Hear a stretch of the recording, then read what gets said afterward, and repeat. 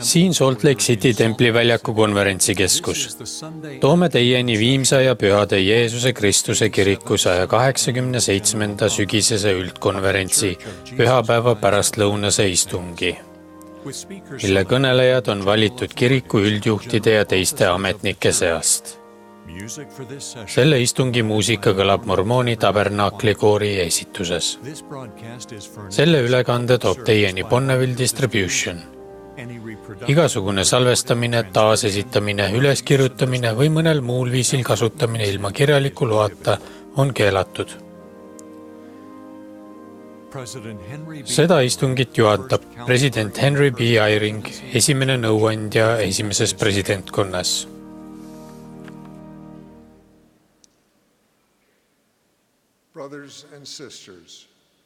Vennad ja õed, me tervitame teid Viimse. Nagu te ehk teate, lahkus meie seast kallis sõber ja kaaslane 12 apostlikvoorumi liige, vanem Robert D. Hales. Ta suri rahulikult täna pärastlõunal kell 12:15 haiglas. Tema juures viibisid tema naine, teised pereliikmed ja juhataja Russell M. Nelson. Me jääme teda igatsema. Tema tarkus ja headus on õnnistanud meie elu paljude aastate jooksul. Me väljendame oma armastust tema armsale naisele ja hooldajale Mary'le ning avaldame südamest kaastunnet tema perele. Informatsiooni vanem Halesi matuste kohta jagatakse hiljem. Vennad ja õed, selle istungi alguses väljendame tänu president Thomas S. Monsoni eest, kelle juhatusel me oleme kohtunud ja kes on kodus. Me tervitame kõiki kiriku liikmeid ja sõpru, kes seda konverentsi vaatavad ja palvetame, et kõik öeldu ja tehtu ülendab teie meeli ja tugevdab teid. Selle istungi muusika on Mormooni Tabernaakli koorilt Mac Wilbergi ja Ryan Murphy juhatusel. Orelil saadavad Bonnie Goodliff ja Linda Markets. Koor alustab seda istungit lauluga Oh tule, kuningas. Seejärel teeb alguspalve vanem Joseph W. Sitati 70. Pärast mida laulab koor laulu Kas ma kedagi täna ka aitasin? Praise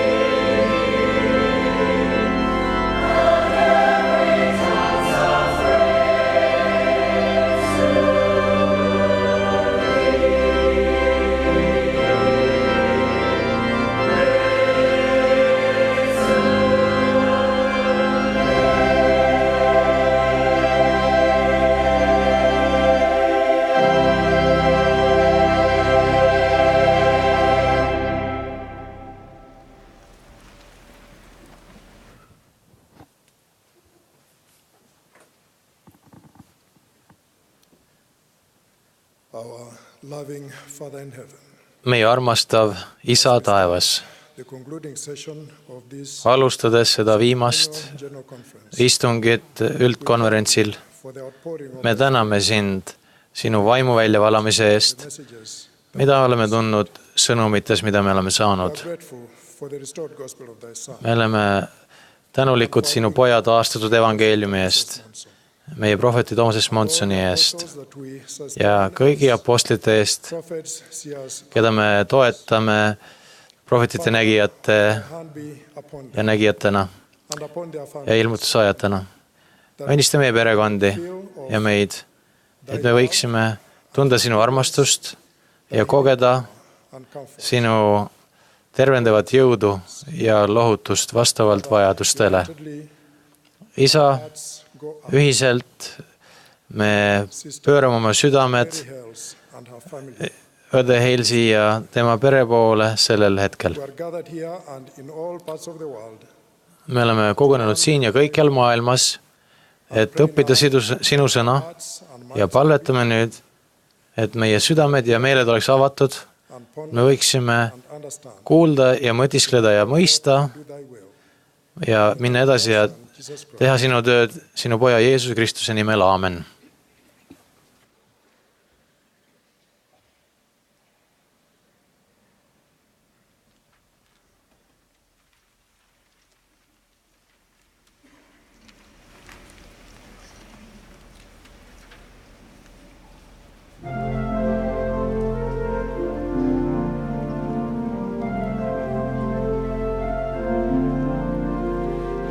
Done any good in the world today?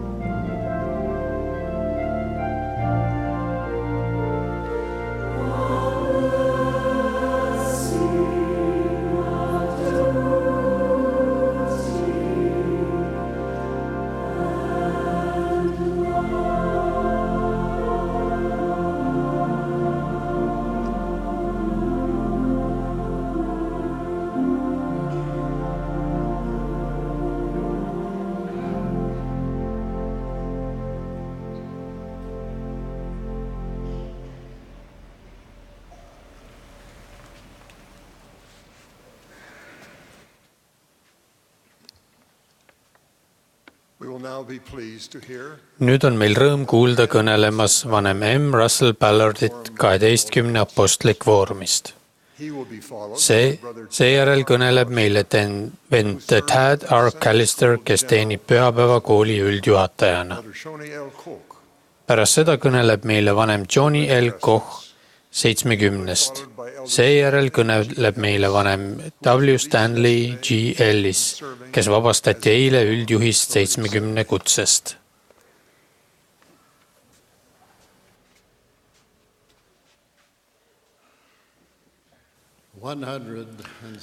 Sada 70 aastat tagasi silmitses Brigham Young esimest korda Soolajärve orgu ja teatas: see on õige koht. Paik oli talle tuttav, kuna issand oli talle seda ilmutuses näidanud. Aastaks 1869 olid teinud sarnase teekonna läbi rohkem kui 70 000 püha. Hoolimata keelelistest, kultuurilistest ja rahvuslikest erinevustest oli neil sama tunnistus isast, pojast, pühast vaimust ja Jeesuse Kristuse evangeeliumi taastamisest ning soov ehitada päästja teiseks tulemiseks valmistudes üles Siion, rahu, õnne ja ilu paik.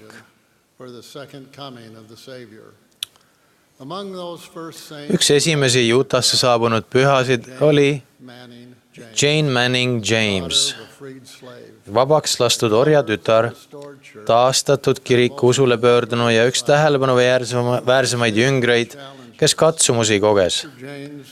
Õde James jäi ustavaks viimsaja pühaks, kuni ta 1908. aastal 87-aastasena suri.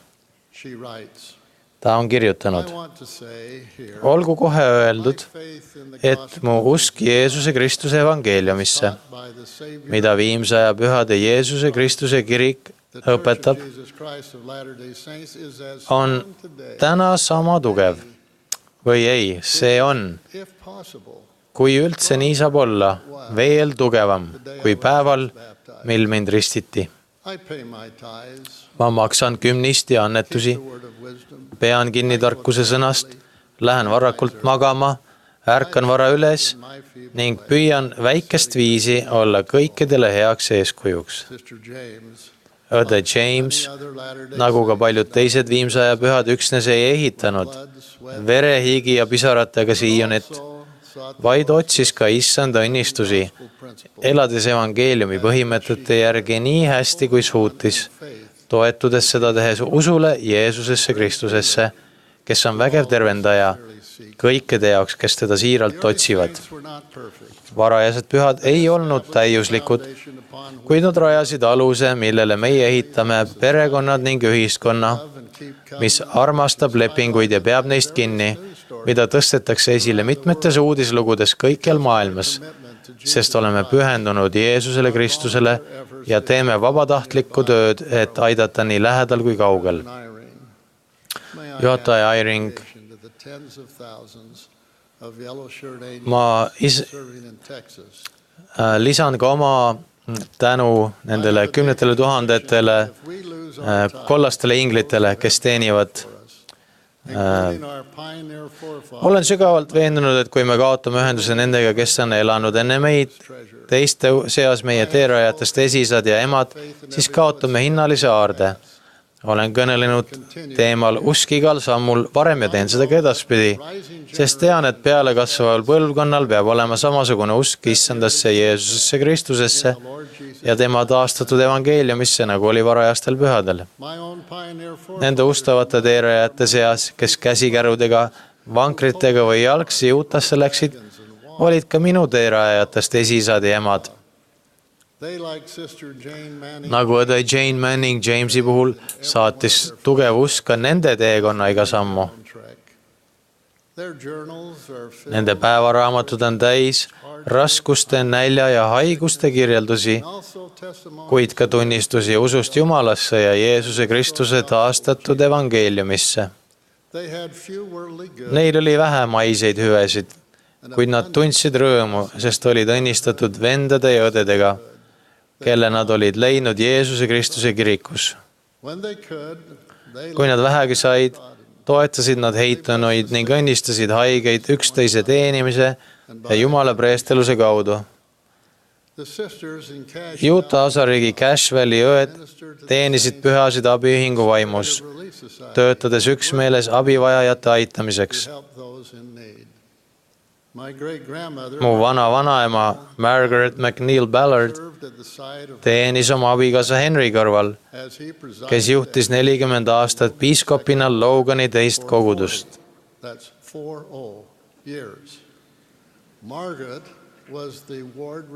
30 aastat sellest ajast oli Margaret koguduse abiühingu juhataja. Ta võttis oma kodus vastu vaeseid, haigeid, leski ja orbe ning ta isegi riietas surnuid nende puhastesse templirõivastesse. Kuigi 19. sajandi mormooni teerajajate rännakut mälestada on sobilik ja tähtis, peame meeles pidama, et elurännak kestab meist igaühe jaoks ja me jätkuvalt tõestame oma usku igal sammul. Usule pöördujad ei kogune enam Ameerika Ühendriikide lääneossa teerajajate asulatesse. Selle asemel kogunevad pöördunud oma kohalikesse kogudustesse, kus pühad kummardavad meie taevast Isa Jeesuse Kristuse nimel. Praegu, kui üle maailma on rohkem kui 30 000 kogudust, kogutakse kõik nende enda Siionisse. Nagu pühakirjades on öeldud, Siion on see, puhtad südamelt. Kõndides eluteel pannakse meid proovile, kas me teeme kõike, mida Issand meil teha on käskinud. Paljud meist on imelistel avastusretkedel, mis viivad eneseteostuseni ja vaimse valgustatuse poole. Mõned meist on aga teerajal, mis viib kurvastuse, patu, ahastuse ja meeleheiteni. Palun teil selle mõttega endalt küsida, mis on teie lõplik sihtpunkt, kuhu teie sammud teid viivad ning kas teie rännak viib teid rohkete õnnistusteni, mida Issand on lubanud. Teekond tagasi taevas Isa juurde on meie elu kõige tähtsam rännak ja see jätkub iga päev, iga nädal, iga kuu ja iga aasta, seda mööda, kuidas me usku temasse ja tema armastatud pojasse Jeesusesse Kristusesse suurendame. Peame hoolikalt jälgima, kuhu meie sammud meid viivad. Peame olema tähelepanelikud ja võtma kuulda Jeesuse nõu, mida ta andis oma jüngritele, kui vastas järgmistele küsimustele. Ütle meile, millal see kõik sünnib ja mis on su tulemise ja maailmajastu lõpetuse tunnus? Aga Jeesus kostis ning ütles neile, katsuge, et keegi teid ei eksita. Täna kordan üle nõu, mida on andnud kiriku varasemad juhid. Vennad ja õed, hoidke Kristuse õpetus puhtana ja ärge laske end kunagi eksitada neil, kes õpetust moonutavad. Isa ja poja evangeelium taastati Joseph Smithi kaudu, kes oli viimse ajajärgu prohvet. Ärge kuulake neid, keda ei ole ametisse pühitsetud ja või kiriku kutsesse asetatud ja keda kiriku liikmed pole ühisel nõusolekul tunnustanud. Olge ettevaatlikud organisatsioonide, gruppide või isikutega, kes väidavad end teadvat vastuseid saladustele või õpetuslikele küsimustele, mida nende väitel apostlid ja prohvetid ei tea või ei mõista. Ärge kuulake neid, kes püüavad teid võrku meelitada kiire rikastumise programmidega. Meie liikmed on juba niigi palju raha kaotanud, seega olge ettevaatlikud. Mõnedes kohtades on liiga palju neid, kes vaatavad märgist mööda ja otsivad salajasi teadmisi kallitest ja kaheldava väärtusega praktikatest, et leida tervenemist ja tuge. Kirik andis aasta tagasi välja ametliku teadaande, milles seisab: me õhutame kiriku liikmeid mõtlema hoolikalt järele, enne kui osalete mõnes grupis, kus lubatakse raha eest imelist tervenemist või kus väidetavalt kasutatakse erilisi meetodeid, et pääseda ligi tervendavale väele, mis ei tulene korrektselt ametisse pühitsetud preesterluse hoidjatelt. Kisiku käsiraamatus seisab: liikmed ei peaks olema seotud meditsiiniliste praktikatega, mille eetilisus või seaduslikkus on küsitav. Kohalikud juhid peaksid andma terviseprobleemidega liikmetele nõu, konsulteerida kompetentsete professionaalidega, kellel on selles riigis, kus nad praktiseerivad, ka tegevusluba. Vennad ja õed, olge arukad ja teadke, et sellised tegevused võivad olla emotsionaalselt ligitõmbavad, kuid lõppkokkuvõttes osutuda vaimselt või füüsiliselt kahjulikuks. Meie teerajajatest esivanemate jaoks olid sõltumatus ja enesega toimetulek eluliselt tähtsad, kuid samavõrd oli oluline ka nende kogukondlik ühtekuuluvus. Nad töötasid koos ja aitasid üksteisel saada jagu tolle aja füüsilistest ja emotsionaalsetest katsumustest. Meeste jaoks oli preestelluse koorum ja naisi teeniti abiühingu kaudu. Need väljundid ei ole tänapäeval muutunud. Abiühingu ja preestelluse koorumid püüavad seista hea meie liikmete vaimse ja ajaliku toimetuleku eest. Püsige evangeeliumi rajal, iga sammu saatmas usk, et võiksite pöörduda turvaliselt tagasi taevas Isa ja Issanda Jeesuse Kristuse juurde. Issand on meie kallis päästja. Tema on maailma lunastaja. Peame austama tema püha nime ja seda mitte kunagi asjata suhu võtma, püüdma alati pidada kinni tema käskudest. Kui me teeme seda, siis ta õnnistab meid ja juhib meid turvaliselt tagasi. Ma kutsun kõiki, kelleni mu hääl jõuab, tervitama ja omaks võtma igaüht, kes on täna oma teekonnal, olgu nad siis kui kaugel tahes. Pidagem palun meeles, et pole suuremat õnnistust, mida jagada, kui sõnum taastamisest, mis lubab, kui see vastu võtta ja selle järgi elada igavikulist rõõmu ja rahu ning koguni igavest elu. Võtkem kokku kogu energia, jõud ja tunnistus, et aidata missionäridel leida, õpetada ja ristida Jumala lapsi, et neil oleks evangeeliumi õpetuste vägi, mis neid igapäevaelus juhib.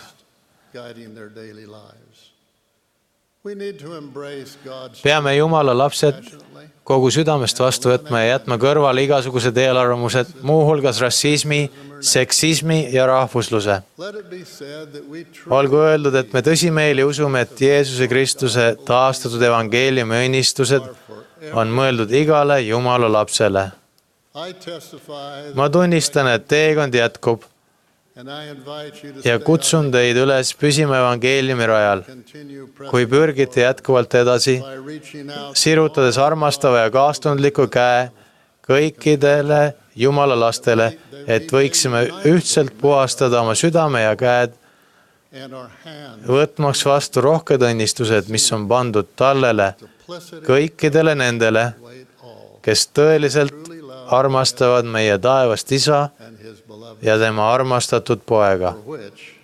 Ma palvetan selle eest alandlikult Jeesuse Kristuse nimel. Aamen.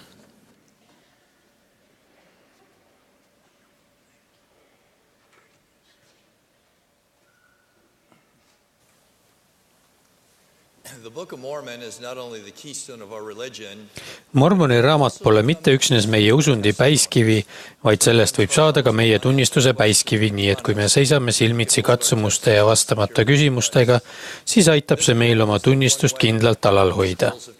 Selle raamatu kaal tõe kaalukausil ületab kriitikute argumentide ühise kaalu. Miks? Sest kui see on õige, siis oli Joseph Smith prohvet ja see on taastatud Jeesuse Kristuse kirik, ajaloost või teistest vastuargumentidest hoolimata. Seepärast püüavadki kriitikud Mormoni raamatut valeks tunnistada, kuid nad on silmitsi ületamatute raskustega, sest see raamat on õige. Esiteks peavad kriitikud selgitama, kuidas Joseph Smith, 23-aastane vähese haridusega talupoiss, kirjutas raamatu, kus on sadu ainulaadseid nimesid ja kohti, samuti üksikasjalikke lugusid ja sündmusi. Seega pakuvad paljud kriitikud välja, et ta oli loominguline geenius, kes toetus Mormoni raamatu ajaloolise sisu loomisel paljudele raamatutele ja teistele kohalikele allikatele. Kuid vastupidiselt nende väitele ei ole olemas ühtki tunnistajat, kes kinnitaks, et nägi Josephit enne tõlkimise alustamist ühegagi neist väidetavatest allikatest. Isegi kui see väide oleks õige, siis kahjuks ei piisa sellest, et selgitada Mormoni raamatu olemasolu. Samuti vajab vastamist küsimus, kuidas on võimalik, et Joseph luges kõiki neid väidetavaid allikaid, sõelus välja ebaolulise, ühildas õigesti faktid sellest, kes oli mis kohas ja millal ning seejärel dikteeris selle täiuslikult peast ette.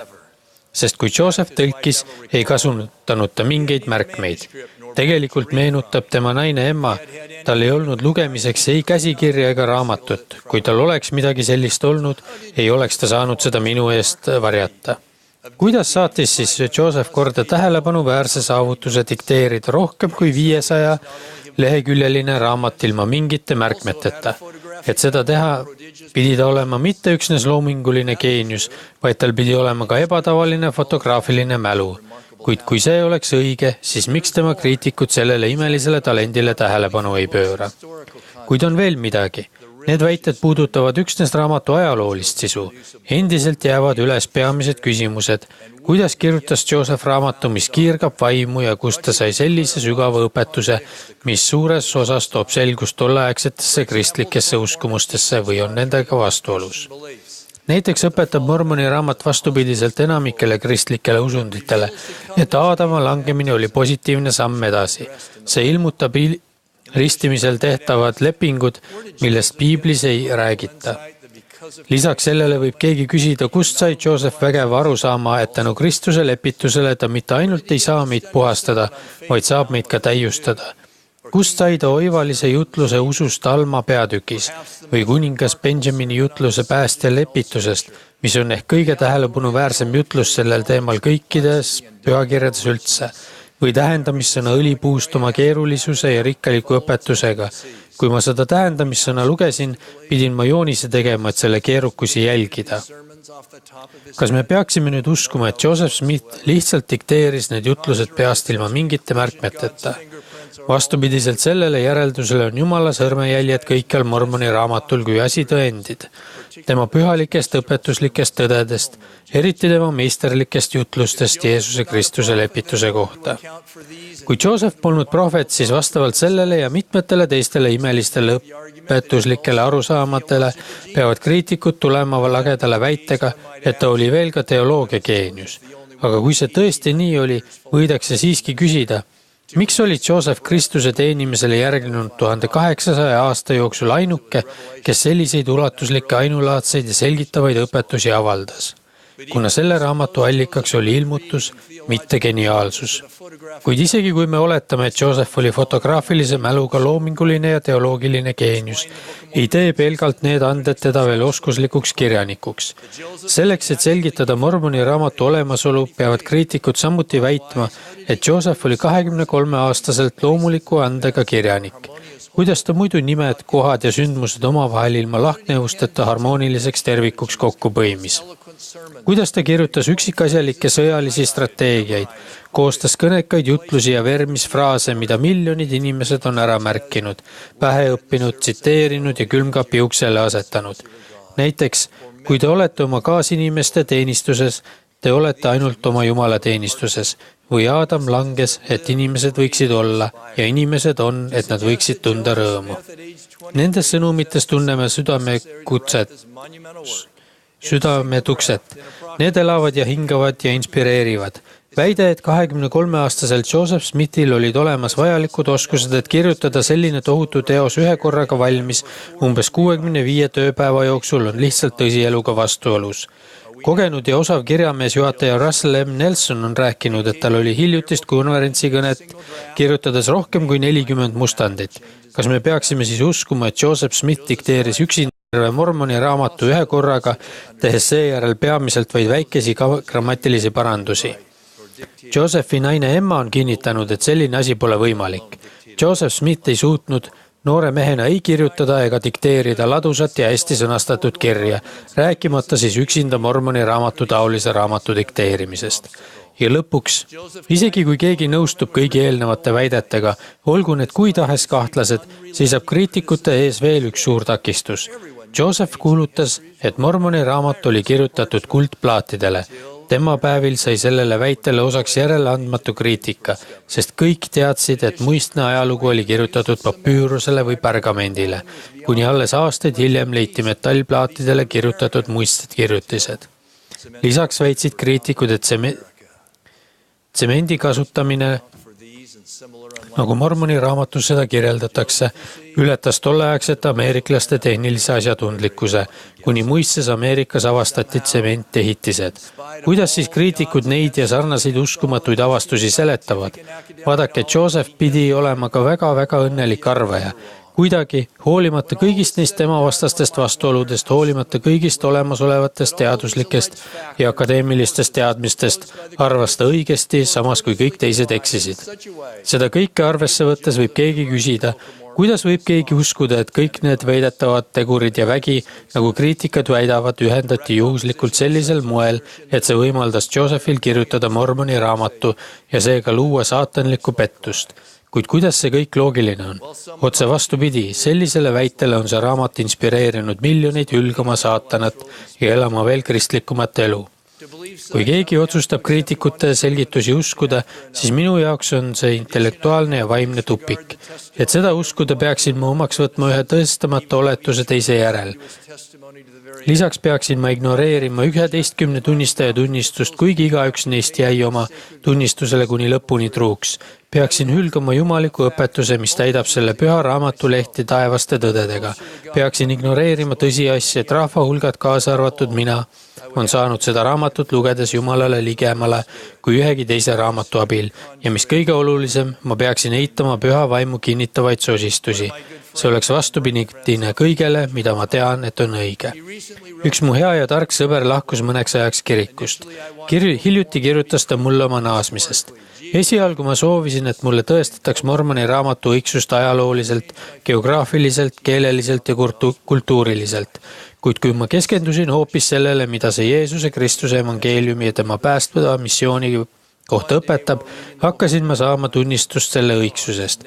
Ühel päeval oma toas Mormoni raamatut lugedes peatusin, langesin põlvili ja palvetasin südamest ning tundsin kinnitust, et taevane isa sosistas mu vaimule, et kirik ja Mormoni raamat on kahtlemata õiged. Minu 3,5-aastane kirikuga taastutvumise aeg juhtis mind kogu südamest ja veenvalt tagasi selle juurde, et see on õige. Kui keegi võtab aega, et Mormoni raamatut alandlikult lugeda ja selle üle mõtiskleda, nagu tegi mu sõber, ning panna tähele vaimu magusaid vilju, siis saab ta lõpuks soovitud tunnistuse. Mormoni raamat on üheks Jumala hindamatuks kingituseks meile. See on nii mõõk kui kilp, see saadab Jumala sõna lahingusse, et võidelda õigemeelsete südamete eest ja teenib tõe peamise kaitsjana. Pühadena pole meil mitte üksnes au Mormoni raamatut kaitsta, vaid meil on võimalus seda aktiivselt kasutada, et jutlustada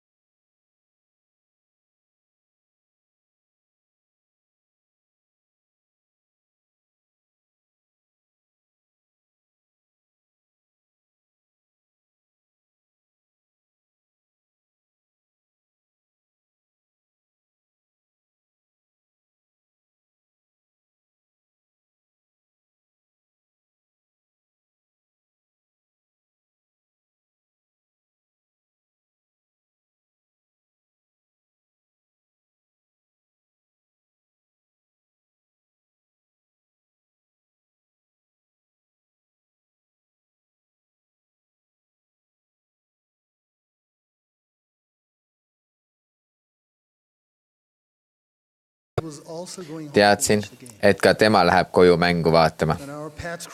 Kui meie teed ristusid ja üksteisele silma vaatasime, tundsin ma sekundi murdosa vältel selle mehega tugevat sidet. Me liikusime eri suundades, ei tundnud üksteist. Meie sotsiaalne ja füüsiline seisund olid selgelt erinevad, kuid ühine kirg jalgpalli ja armastus meie riigi vastu panid meid tundma tol hetkel ühtekuuluvust. Täna, paarkümmend aastat hiljem, näen ma ikka veel neid silmi vaimusilmas ja tunnen selle mehega tugevat sidet, sest me ju võitsime selle mängu ja tolleaastase maailmakarika. Kirikus ootab issand, et oleksime vaatamata erinevustele üks. Ta ütles õpetuses ja lepingutes, olge üks ja kui te ei ole üks, pole te minu omad. Kui läheme koguduse hoonesse või templisse, et seal üheskoos Jumalat teenida, peaksime jätma oma erinevused, muuhulgas rassi, sotsiaalse staatuse, poliitilised eelistused, akadeemilised ja professionaalsed saavutused selja taha ning pöörama selle asemel tähelepanu ühistele vaimsetele eesmärkidele. Me laulame üheskoos kirikulaule, mõtiskleme sakramendi ajal samadele lepingutele, ütleme kõnede, õppetundide ja palvete lõpus samaaegselt kuuldavalt aamen, mis tähendab, et me nõustume ühiselt jagatuga. See, mida me üheskoos teeme, aitab luua koguduses tugevat üksmeelt. Kuid meie ühtsuse tõeliseks määrajaks, kindlustajaks või hävitajaks on hoopis see, kuidas käitume, kui oleme teistest kirikukaaslastest eraldi. Nagu me kõik teame, on see paratamatu ja normaalne, et me mingil ajal ikka üksteisest räägime. Sõltuvalt sellest, mida otsustame öelda üksteise kohta, põimivad meie sõnad, meie südamed kokku ühtsuses, nagu õpetas Alma Mormoni vete ääres, või kahandavad armastust, usaldust ja heatahtlikult, mis meie seas olema peaks. Mõned sellised märkused nagu, jah, ta on hea piiskop, aga sa oleks pidanud nägema teda, kui ta oli noor, on osavad üksmeele hävitajad. Vahest oleks edasiviivamaks versiooniks, piiskop on nii hea ja ta on aastate jooksul nii palju küpsemaks saanud ja tarkust kogunud. Mõnikord sildistame inimesi jäädavalt sarnaste ütlustega. Meie abiühingu juhataja on lootusetu juhtum, ta on nii kangekaelne. Sellele vastupidiselt võiksime öelda, abiühingu juhataja pole olnud viimasel ajal kuigi leplik. Äkki on tal rasked ajad, oleme talle abiks ja toeks. Vennad ja õed, meil pole õigust kujutada kedagi, eriti meie kirikurühmast pärit inimesi, kui parandamatult halba. Pigem peaksid meie ligimeeste kohta lausutud sõnad peegeldama meie usku Jeesusesse, Kristusesse ja tema lepitusse ning sellesse, et temas ja tema abil saame alati muutuda paremaks. Mõningane kriitika ning lahkulöömine kiriku juhtidest ja liikmetest saab alguse pisiasjadest. Nii juhtus Simon Ryderiga, kellest sai kiriku liige 1831. aastal. Pärast tema kohta käiva ilmutuse lugemist tegi teda nõutuks, et tema nimi oli kirjuti valesti Ryder tähega I ja mitte tähega Y. See, kuidas ta sellele juhtumile reageeris, viis kahtlemiseni prohvetis ja lõpuks Josephi tagakiusamiseni ja kirikust äralangemiseni. Tõenäoliselt parandavad meie kirikujuhid mingil määral meid kõiki, mis paneb proovile, kui ühtsed me nendega oleme. Mul on meeles, kuidas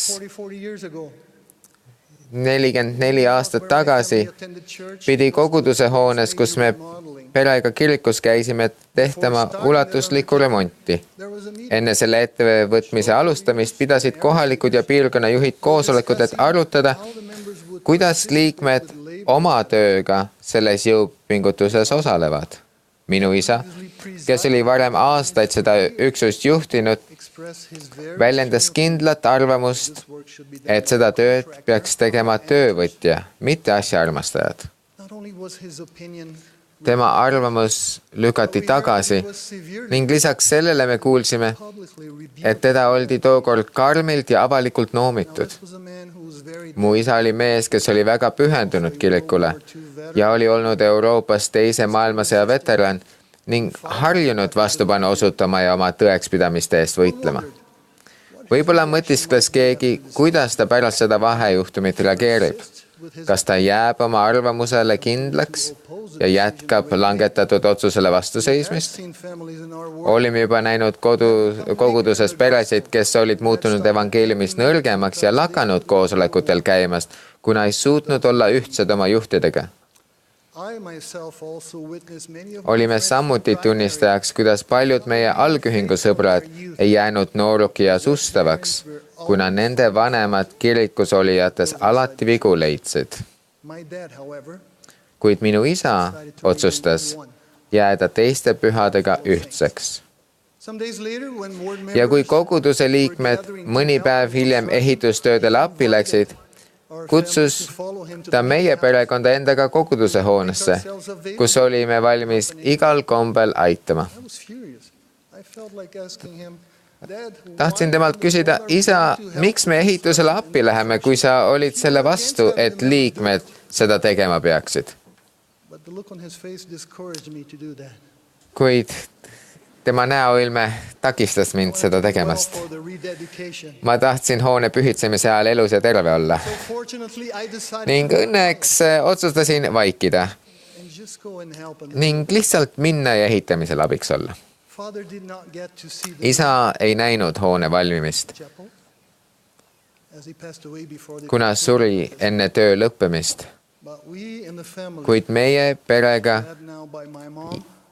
keda nüüd juhtis minu ema, jätkasime oma osa täitmist, kuni hoone sai valmis ning see hoidis meid tema, oma kaasliikmete, juhtide ja ennekõike issandaga ühtsena. Kui Jeesus vaid mõni hetk enne piinarikkaid kogemusi Getsemanis oma apostlite ja kõigi pühade eest isa poole palvetas, ütles ta, et nemad kõik oleksid üks, nõnda nagu sina, isa, minus ja mina sinus. Vennad ja õed, ma tunnistan, et kui otsustame olla kiriku liikmete ja juhtidega üks, nii siis, kui oleme kokku kogunenud, kuid eriti siis, kui oleme eraldi, tunneme ka täiuslikumat üksmeelt oma taevase isa ja päästjaga. Jeesuse Kristuse nimel, aamen.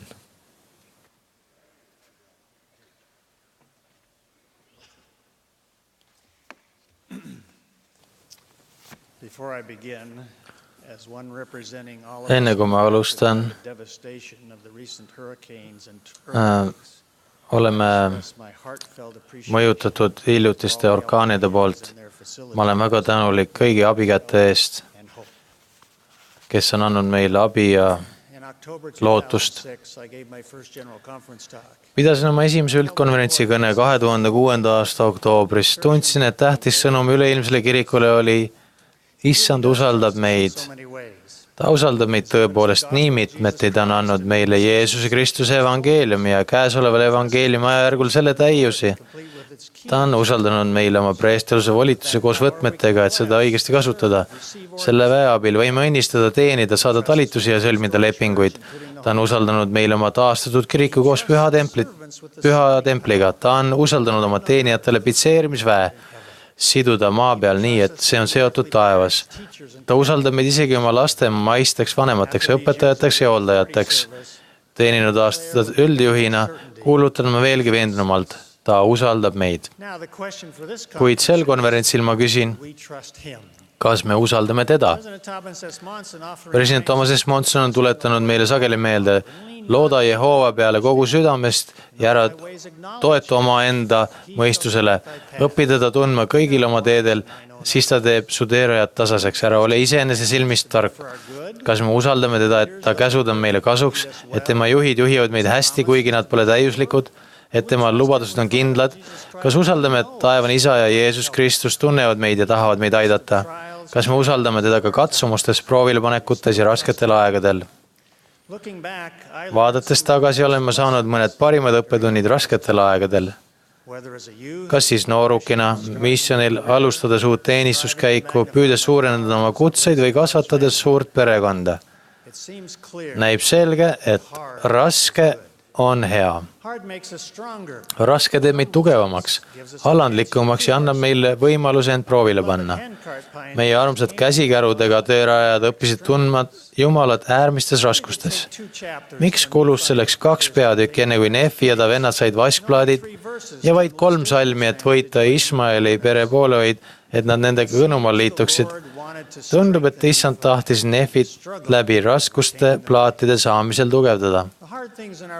Rasked asjad ei peaks tulema meie elus üllatusena. Üks varasemaid lepinguid, mille sõlmime Issandaga, on elada ohverdusseaduse järgi. Definitsiooni järgi kuulub ohverdamise juurde millestki ihaldusväärsest loobumine. Me mõistame omast kogemusest, et see on väike hind võrreldes sellele järgnevate õnnistustega.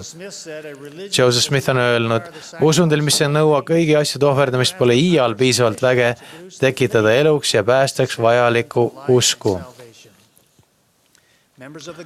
Jumaluse liikmetele pole rasked asjad võõrad.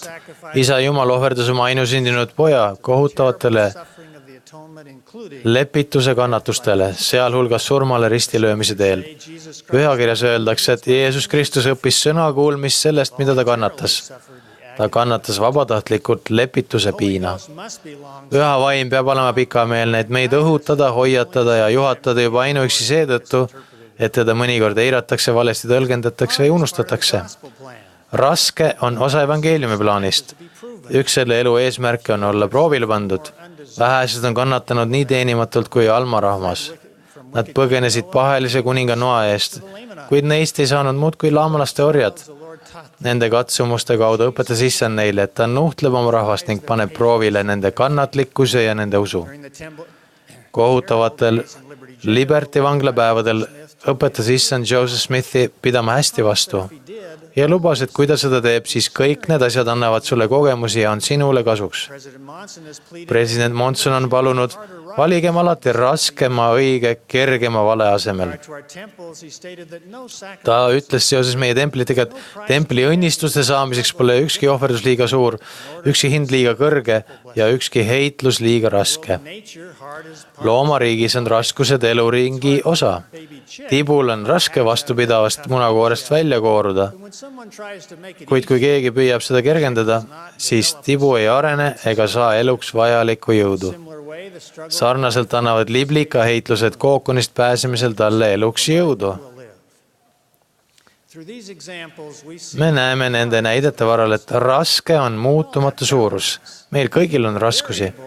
Muutuv suurus on see, kuidas me raskele reageerime. Ühel hetkel kannatas osa Mormoni-raamatu rahvast suure tagakiusamise all ja palju vaeva. Kuidas nad sellele reageerisid? Nad paastusid ja palvetasid sageli ning kasvasid üha tugevamaks alandikuses ning üha kindlamaks usus Kristusesse, kuni nende hinged täitusid rõõmu ja lohutusega. Teine näide ilmnes pärast aastaid kestnud sõda. Nefilaste ja laamalaste vahelise ülimalt kaua kestnud sõja tõttu olid paljud muutunud paadunuks. Ja paljud olid muutunud veelgi heasüdamlikumaks oma kannatuste pärast, nii et nad alandasid end Jumala ees. Igaüks meist otsustab ise, kuidas raskele reageerida. Enne seda kutset olin ma Texase osariigis Houstonis finantsnõunik. Enamiku ajast töötasin ma multimiljonäridega, kellel olid oma äriettevõtted. Peaaegu kõik neist olid loonud oma eduka ettevõtted tühjalt kohalt raske tööga. Minu jaoks oli kõige kurvem kuulda mõnda neist ütlemas, et nad tahavad teha oma laste elu kergemaks. Nad ei tahtnud, et nende lapsed kannataksid, nagu olid kannatanud nemad. Teisisõnu, tahtsid nad jätta oma lapsed ilma just sellest, mis oli teinud nemad edukaks. sellele vastupidiselt teame perekonda, kes lähenes asjale erinevalt. Vanemad said inspiratsiooni J.C. Penny kogemusest, kelle isa ütles talle, kui ta sai 8-aastaseks, et ta pidi rahaliselt ise toime tulema. Nad mõtlesid välja omaenda versiooni. Kui keegi lastest lõpetas gümnaasiumi, pidi ta tulema rahaliselt ise toime, edasise haridusteega, kõrgkooli ja kraadiõppega ja nii edasi, ning oma rahaliste kulutustega olema tõeliselt iseseisev. Õnneks reageerisid lapsed sellele arukalt. Kõik neist on lõpetanud kõrgkooli ja osaga kraadiõppe. Kõik täiesti iseseisvalt. See polnud kerge, aga nad said hakkama. Nad tegid seda raske töö ja usuga. Selle asemel, et küsida, kas me teda usaldame, oleks ehk parem pärida, kas meil on usku teda usaldada.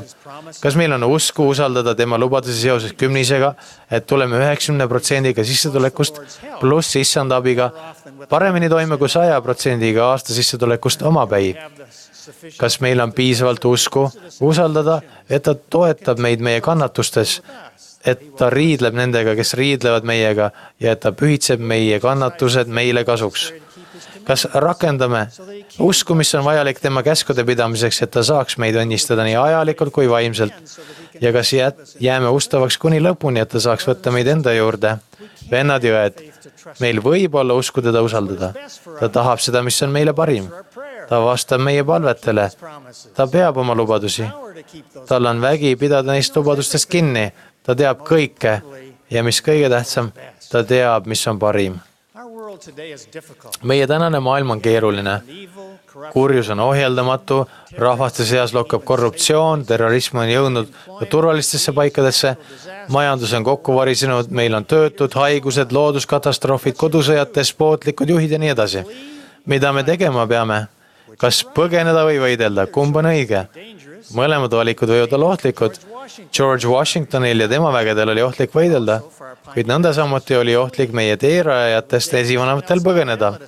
Nelson Mandelal oli ohtlik pidada võitlust vabaduse nimel. On öeldud, et kurjuse võidukäiguks pole vaja muud kui heade inimeste tegevusetust. Ükskõik, mida me ka ei teeks, ei tohi me otsustada ega tegutseda arguse vaimus. Tõepoolest, Jumal ei ole meile andnud arguse vaimu. Kas mõistate, et mõtet ärge kartke rõhutatakse kõikjal pühakirjades? Issand on õpetanud mulle, et hirm ja heidutamine on vastase tööriistad. Issanda vastus rasketele aegadele on minna edasi usuga. Igaüks meist võib olla raskest eriarvamusel. Mõnel on raske maksta kümnist, kui raha napib. Juhtidel on vahel raske oodata, et vaesed kümnist maksaksid. Mõnel meist võib olla raske leida usku abiellumiseks või pere loomiseks. Leidub neid, kelle jaoks on raske olla rahul sellega, mida issand on neile osaks andnud. Ehk on raske olla rahul oma praeguse kutsega. Kirikus võib näida väga raskena ka distsiplineerimine, kuid mõne jaoks tähendab see tõelise meeleparandusprotsessi algust.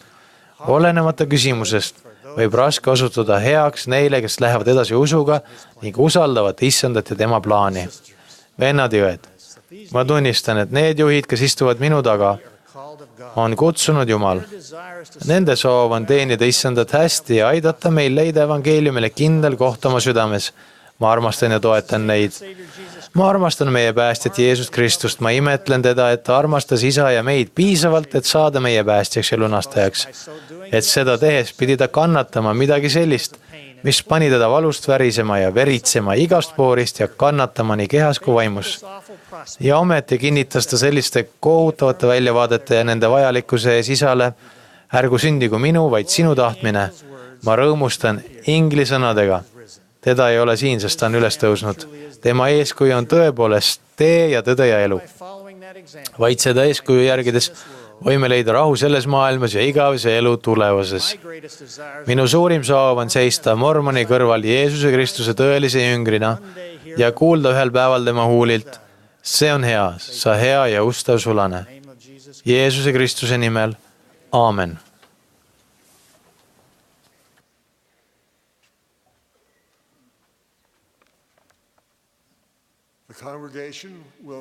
Nüüd laulab kogudus koos kooriga laulu Me rõõmu ja joovastust tunneme aina.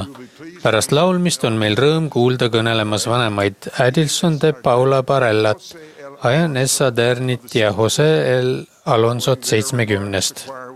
Pärast nende kõnesid laulab koor laulu Kui mu kõrval seisaks päästja.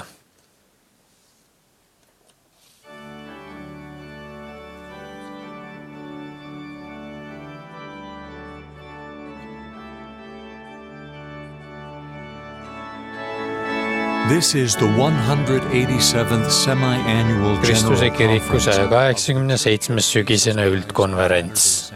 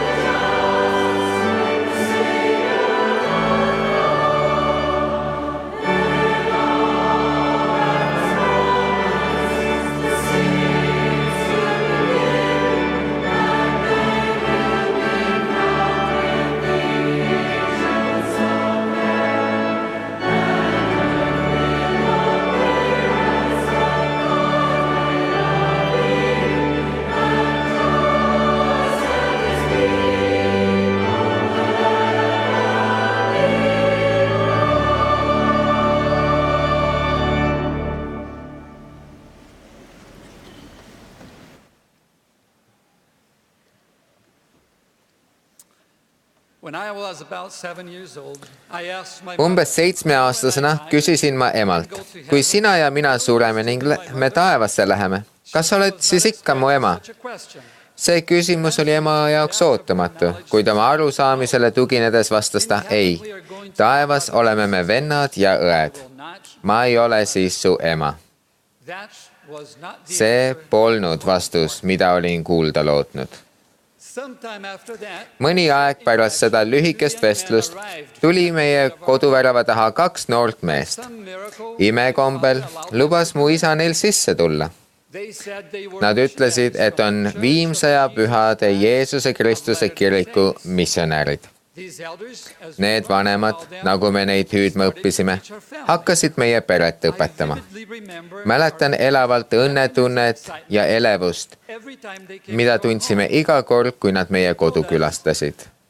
Nad rääkisid meile, et noor mees läks metsas allu, et küsida Jumalalt, milline kirik on õige ning et ta nägi Jumalat ja Jeesust Kristust. Vanemad näitasid meile pilti sellest nägemusest ja kui ma seda vaatasin, teadsin ma, et Joseph Smith oli tõepoolest näinud Jumal Isa ja Jeesust Kristust. Missionäärid ütlesid, et tänu sellele nägemusele on Jeesuse Kristuse tõeline kirik taas maa peal. Missionäärid õpetasid meile samuti Jumala õnneplaani ja vastasid meie pere usuga seotud küsimustele. Nad õpetasid meile, et pered võivad tõesti pärast seda elu olla koos kui isa, ema ning pojad ja tütred. Meie pere sai ristitud. Teekond vanade harjumuste muutmise, tavadest loobumise ja aktiivseks kiriku liikmeks saamiseni oli mõnikord konarlik.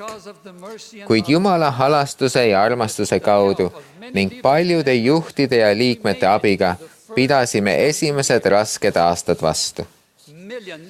Miljonid, kes on juba kirikuga liitunud, samuti need paljud, kes igal nädalal usule pöörduvad ja ristitud saavad, on saanud esimese nägemuse kohta tunnistuse. Püha vaim võib seda tunnistust igaühele meist sageli korrata, kui püüame elada Jeesuse Kristuse evangeeliumi lihtsate tõdede järgi. Esimene nägemus ja prohvet Joseph Smith tõid täiendavat teadmist ja tõde, mis on olulised, et oleksime selles elus õnnelikud ja saaksime ülenduse Jumala juures. Räägin 3 tõest, millest oleme saanud ja mille järgi peame tegutsema, kuna noor poiss siiras palves põlvili langes. Oluliseks tõeks, mida esimesest nägemusest ja prohvet Joseph Smithilt õpime, on see, et Jumal kutsub prohveteid, nägijaid ja ilmutajaid meid õpetama, juhtima ja manitsema. Need mehed on Jumala eestkõnelejad maa peal, volitusega rääkida ja tegutseda Issanda nimel. Nende nõu rangelt järgides oleme kaitstud ja meil saavad maisel teekonnal osaks erilised õnnistused. Õppides noore vallalise koju naasnud missionäärina Brigham Youngi ülikoolis, käisin ma Templiväljakul asuvas Tabernaaklis üldkonverentsi preesteluse istungil. President Ezra Taft Benson, tolleaegne kiriku president, õhutas kõiki koju naasnud missionääre suhtuma tõsiselt abielusse ja selle oma elus esikohale seadma. Pärast istungit teadsin ma, et mind on kutsutud üles meelt parandama ja et pean prohveti nõuande järgi tegutsema. Seega otsustasin minna oma kodumaale Brasiiliasse omale naist otsima. Enne 8 kuuks Brasiiliasse praktikale sõitmist helistasin ma oma emale ja mõnele sõbrale ning koostasin nimekirja, kus oli vähemalt 10 noort naist. Kõik potentsiaalsed abikaasad. Pärast pikka mõtisklemist ja palvetamist kohtasin ma Brasiilias olles üht nimekirjas olnud noort naist, kellega käisime kohtamas, kihlusime ja panime paika pulmapäeva. Proova üliõpilaste jaoks polnud selline kohtamas käimine kihlumine midagi rekordilist, kuid Brasiilia käitumisnormide kohaselt toimus see kiiresti. Mõne kuu pärast abiellusin ma Elainiga.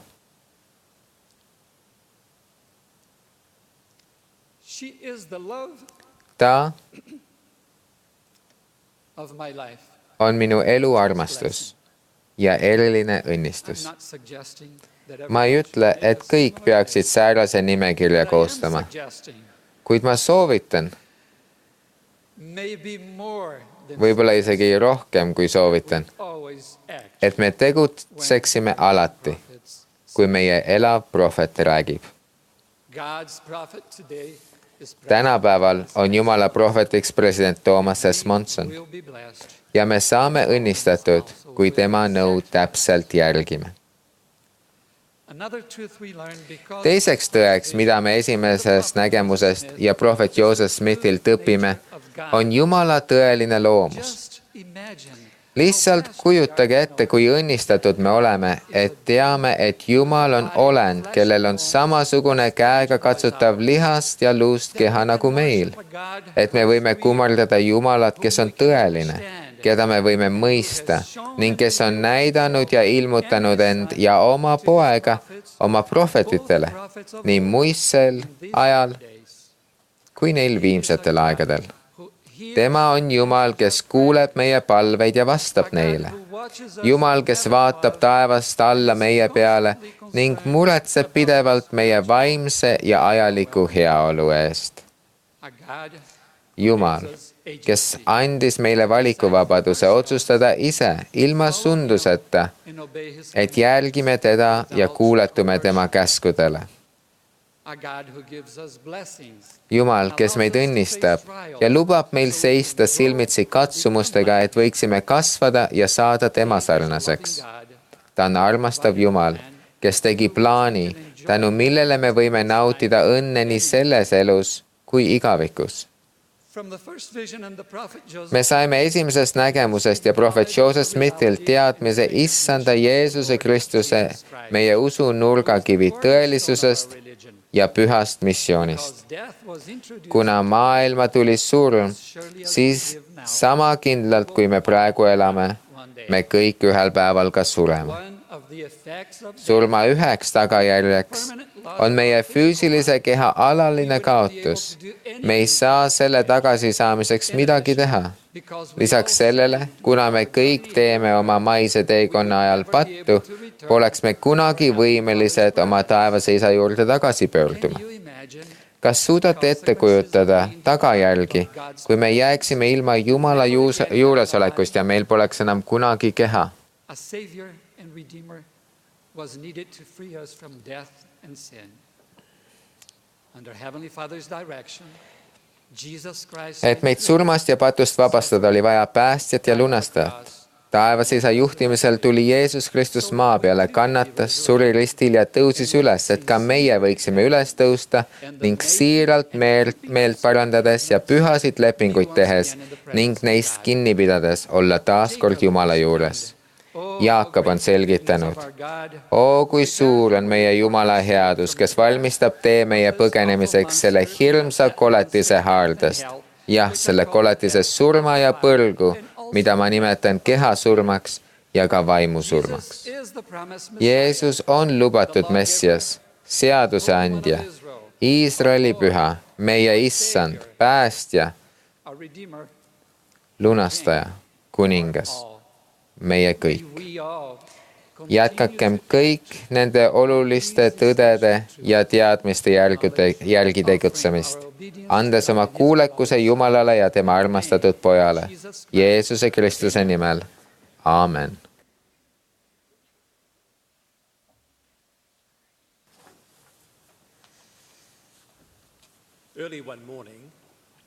Ühel varasel hommikul nägin ma imekaunil roosipõõsal näljast ja hästi maskeerunud tõuku. Põgusast pilguheidust mõningatele lehtedeta vartele oli selge, et tõuk oli õrnad lehed oma kurja kuulutavate lõugadega ära närinud. See tõi mu mõttesse pildi sellest, et leidub inimesi, kes on nagu see tõuk. Neid leidub kogu maailmas ja mõned on nii kavalalt maskeerunud, et me võime lubada nad oma ellu ja enne, kui me arugi saame, on nad nahka pistnud nii meie kui ka meie pereliikmete ja sõprade vaimsed juured. Elame ajal, mil ringleb ohtralt meie usu kohta käivat valeinfot. Kui me sellistel aegadel ei kaitse oma vaimseid juuri ega aja neid sügavamale, siis lausa kutsume neid järama need, kes püüavad hävitada meie usku Kristusesse ja tema taastatud kirikusse. Mormoni raamatu aegadel oli Seesrom see, kes püüdis usklike usku hävitada. tema teod ja sõnad olid vastase püünis, mille ta oli välja pannud selle rahva püüdmiseks, et ta võiks neid endale alistada, et ta võiks ümbritseda neid oma ahelatega. Samasugused püünised on olemas ka tänapäeval ja kui me ei ole vaimselt valvsad ega ehita oma alust meie lunastaja kaljule, võime leida, et oleme seotud saatana ahelatega ja meid juhitakse ettevaatlikult alla Mormoni raamatus mainitud keelatud radadele. Apostel Paulus ütles oma ajal hoiatussõnad, mis käivad ka meie kohta. Ma tean seda, et teie eneste seast tõusevad mehed, kes kõnelevad pööraseid asju, et vedada jüngreid eneste järele. Tema hoiatus ning meie prohvetite ja apostlite hoiatused tuletavad meile meelde, et me peame tegema kõik, mis saame, et võiksime end vastasseinu ja pettuse sõnade vastu vaimselt kindlustada. Kiriku, kogudusi ja vaiu külastades tiivustab mind see, mida näen, kuulen ja tunnen, kui pühad päästja ja tema teenijate õpetustele positiivselt ja ustavalt reageerivad. Hingamispäevast hoolikamalt kinnipidamine on vaid üheks näiteks, kuidas liikmed prohvetlikke üleskutseid kuulda võttes end vaimselt kindlustavad. Lisaks tunnistab tugevdamisest aktiivsem templi- ja pereajaloo töö, mida pered teevad, kui nad oma esivanemaid templitalituste kaudu kokku koguvad. Meie vaimsed juured tungivad sügavamale, kui siiras isiklik palve ja perepalve saavad meie usu kaitsevalliks. Kui parandame iga päev meelt, otsime püha vaimu kaaslust ning õpime oma päästjast ja tema omadustest ning püüame rohkem tema sarnaseks saada. Meie päästja Jeesus Kristus on maailma valgus ja ta kutsub meid ennast järgima. Me peame vaatama tema poole igal ajal ja eriti siis, kui on pimedad ja tormised ööd, kui kahtluse ja ebakindluse torm hiilib sisse nagu tõusev udu, kui need, kes on teisel pool veejõge, kus seisab suur ja ruumikas hoone, osutavad meie poole pilkaval ja häbistaval viisil, siis ma palun, et te keeraksite neile kohe selja, nii et teid ei saaks kavalal ja riukalikul viisil veenda end tõest ja selle õnnistustest eraldama.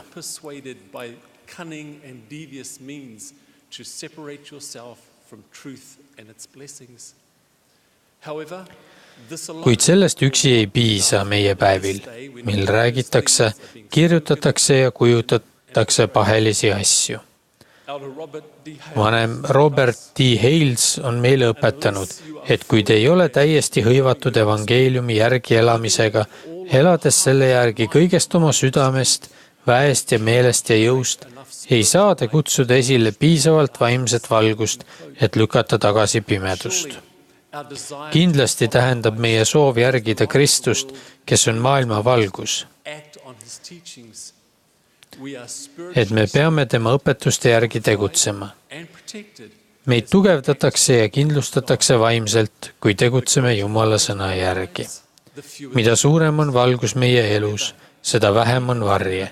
Siiski, isegi suures valguses oleme kaitseta inimeste ja kommentaaride eest, mis väljendavad meie tõekspidamisi valesti ja panevad meie usu proovile. Apostel Jaakobus on kirjutanud, et teadke, et meie usu katsumine saadab kannatlikkust.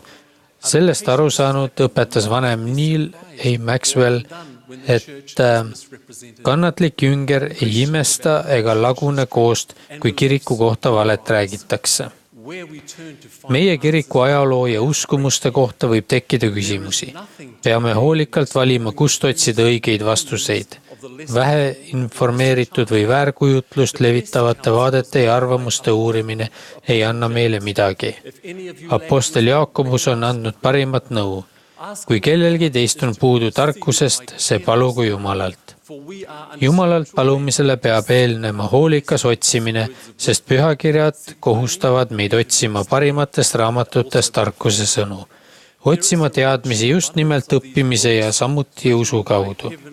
on suur hulk raamatuid, mille on kirjutanud taevast inspiratsiooni saanud kirikujuhid või tunnustatud ja usaldusväärsed kiriku ajaloo ja õpetuse teadlased. Vaatamata eelpool öeldule ei ületa miski pühakirja kaanonis ilmutatud Jumala sõna suurejoonelisust. Nendelt õukestelt lehekülgedelt, kus on rohkelt vaimseid kaemusi, õpime püha vaimu kaudu tõde ja saame seeläbi suuremat valgust. President Thomas S. Monson on palunud, et igaüks meist iga päev Mormoni raamatut palvemeelselt uuriks ja selle üle mõtiskleks. Mõned aastad tagasi, kui teenisin Fidži suva missiooni juhatajana, oli mõnel missionäril kogemus, mis kinnitas neile Mormoni raamatu usule pööravat väge. Ühel palaval ja niiskel päeval saabusid 2 vanemat ühe maja juurde väikeses Labasa asunduses. Uksekoputusele vastas elatanud mees, kes kuules, kui missionärid Mormoni raamatu õigsusest tunnistasid. Nad andsid mehele raamatu ja palusid tal lugeda ning palvetada, et teada nagu nemad, et see on Jumala sõna. Mehe vastus oli lühike. Homme lähen ma taas kala püüdma. Loen seda merel olles. Ja kui naasen, võite mulle taas külla tulla. Mehe ära olles toimus missionäride vahetus ja mõned nädalad hiljem tulid uued missionärid kalamehele külla. Selleks ajaks oli ta kogu Mormoni raamatu läbi lugenud, saanud kinnituse selle tõe kohta ja soovis rohkem teada saada. Selle mehe pööras usule püha vaim, kes tunnistas igal leheküljel olevate hinnaliste sõnade, sündmuste ja õpetuste tõesusest, mida ammustel aegadel õpetati ja Mormoni raamatus meie päevini hoiti. Seesama õnnistus on meie kõigi jaoks saadaval. Kodu on ideaalne koht, kus pered saavad uurida ja jagada väärtuslikke kaemusi pühakirjadest, prohvetite sõnadest ja leida kiriku materjale kodulehel LDS.org. Sealt leiame hulgaliselt informatsiooni evangeeliumi teemade kohta nagu ülestähendused esimesest nägemusest. Kui õpime parimatest raamatutest, kaitseme end kurjakuulutavate lõugade eest, mis tahavad meie vaimseid juuri läbi närida. Vaatamata kõigile meie palvetele, uurimisele ja mõtisklemisele jäävad ikka üles mõned küsimused, kuid me ei tohi lasta sellel vähendada meis võbelevat usuleeki. Selliseid küsimused on kutse ehitada oma usku ja see ei peaks toitma petva kahtluse mööduvat hetke. Religiooni põhiolemuseks on, et igale küsimusele ei ole kindlat vastust, sest just see on usu üheks eesmärgiks. Seepärast on vanem Jeffrey R. Holland meile õpetanud, et kui sellised hetked tulevad ja raskused ilmnevad ning lahendust pole kohe käepärast, siis hoidke kinni sellest, mida te juba teate ja pidage vastu, kuni te saate rohkem teada.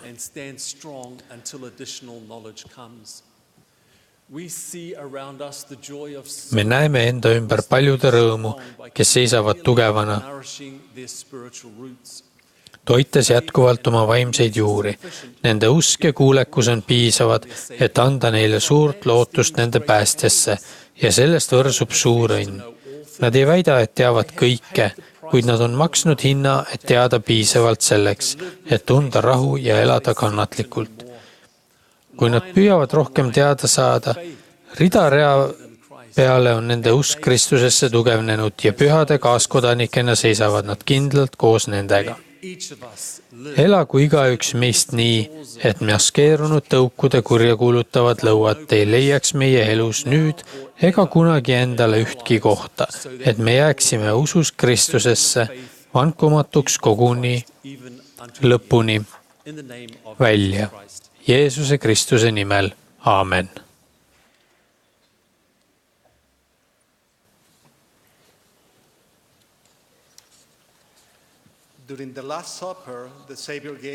Viimasel õhtusööma ajal andis päästja oma jüngritele uue käsu öeldes. Uue käsusõna ma annan teile, et te üksteist peate armastama nõnda, nagu mina teid olen armastanud, et teiegi üksteist armastaksite. Sellest tunnevad kõik, et teie olete minu jüngrid, kui teil on armastus isekeskis. Päästja jüngritele anti käsk teha midagi enamat, midagi suuremat ja jumalikumat. Selle uue käsu ja üleskutse võib võtta kokku sõnadega, nõnda nagu mina teid olen armastanud. Armastus on sügava pühendumise, hoolitsuse ja kiindumuse tundmine. Suurim näide Jumala armastusest tema laste vastu on Jeesuse Kristuse lõputu lepitus. Sest nõnda on Jumal maailma armastanud, tähendas Johannes, et ta oma ainusündinud poja on andnud ja et ükski, kes temasse usub, ei saaks hukka, vaid et temal oleks igavene elu. Jumala ja ligimese armastamine on Jeesuse Kristuse jüngrite üks oluline tunnus.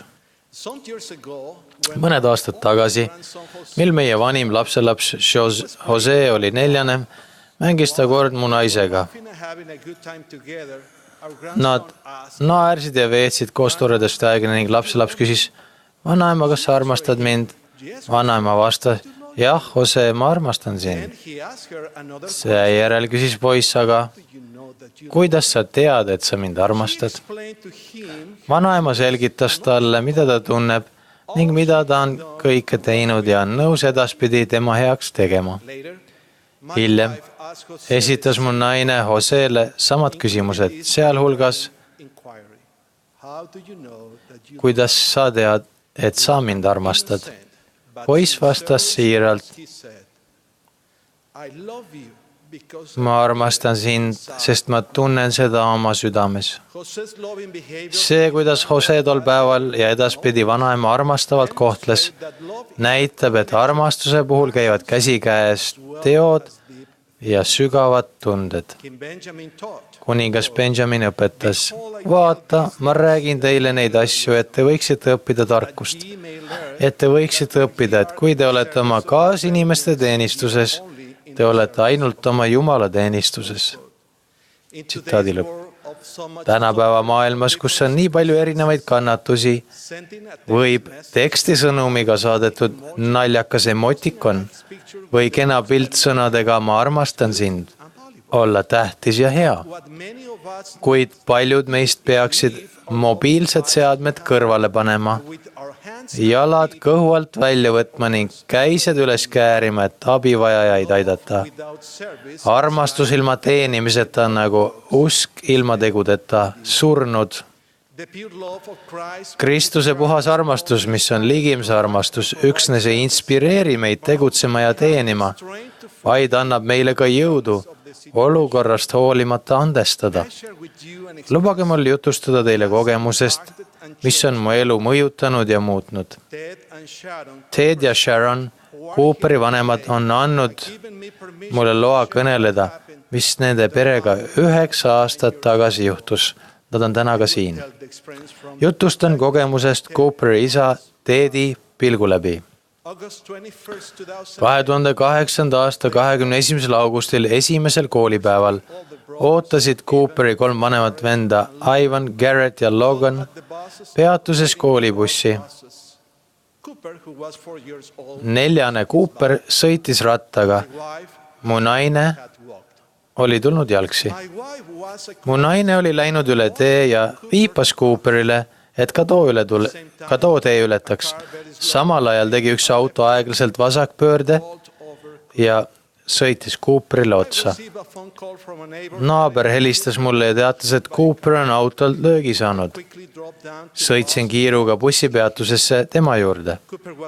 Cooper levas murul, tal oli raske hingata, kuid nähtavaid vigastusi tal polnud.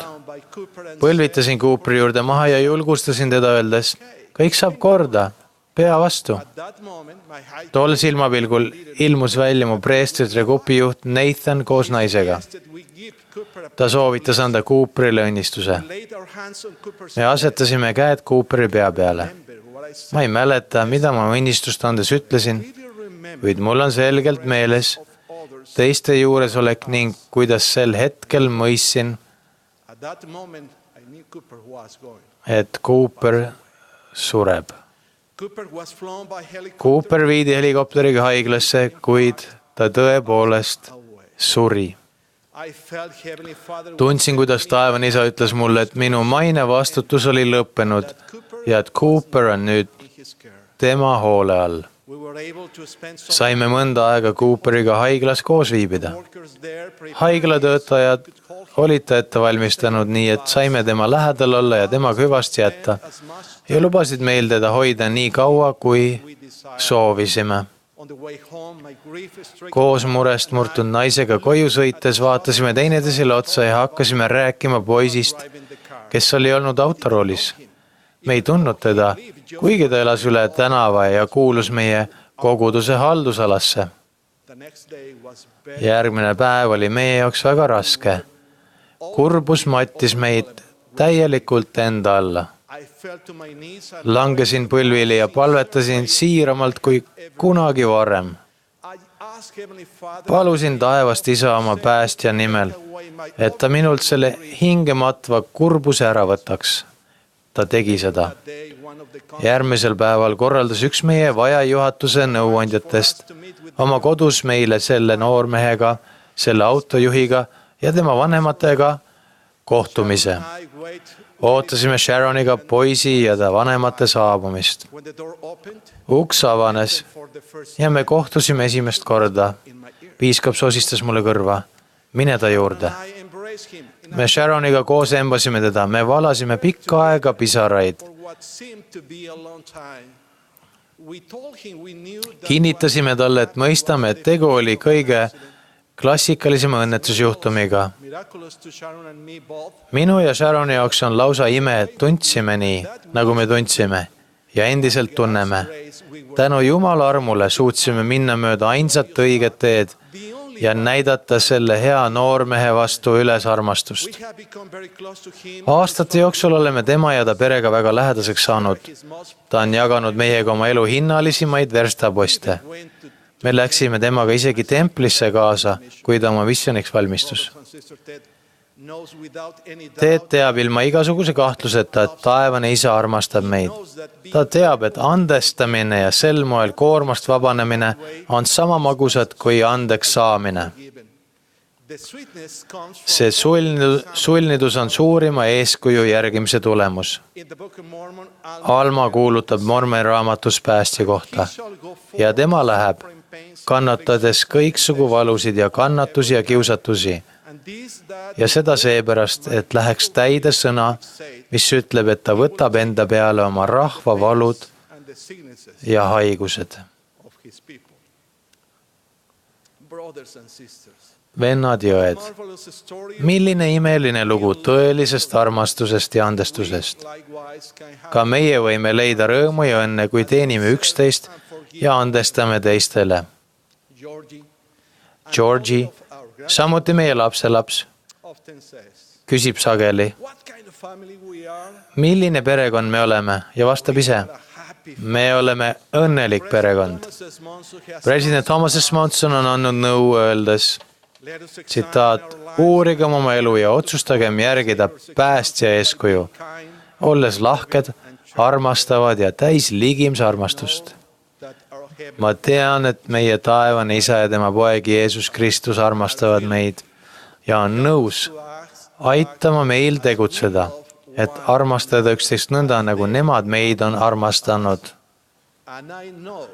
Ja ma tean, et tõelise armastusega teiste teenimine ja neile andestamine võivad meid tervendada ja meile katsumustega toimetulemiseks jõudu anda.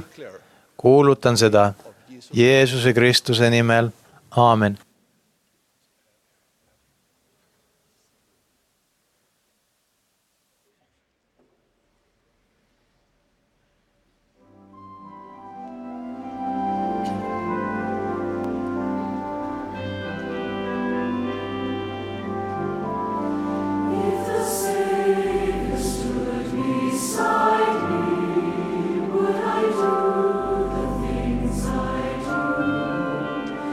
Would I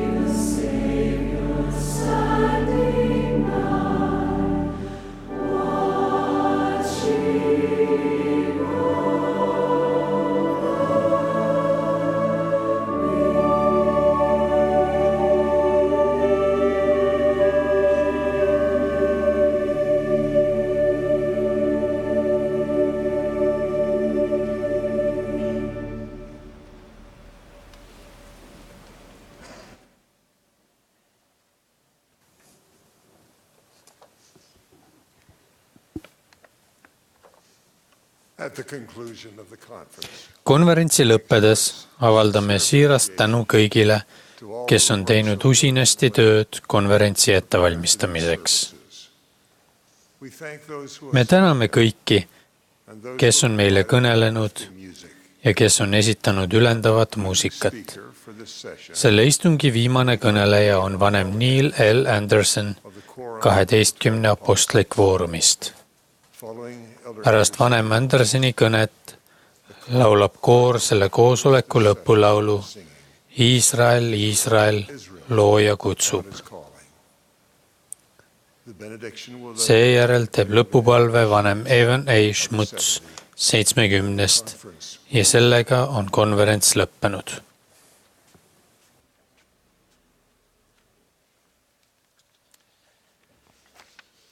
First, a kind word for the little children. Alustuseks midagi head väikestele lastele. Jah, see on viimane istung ja mina olen viimane kõneleja.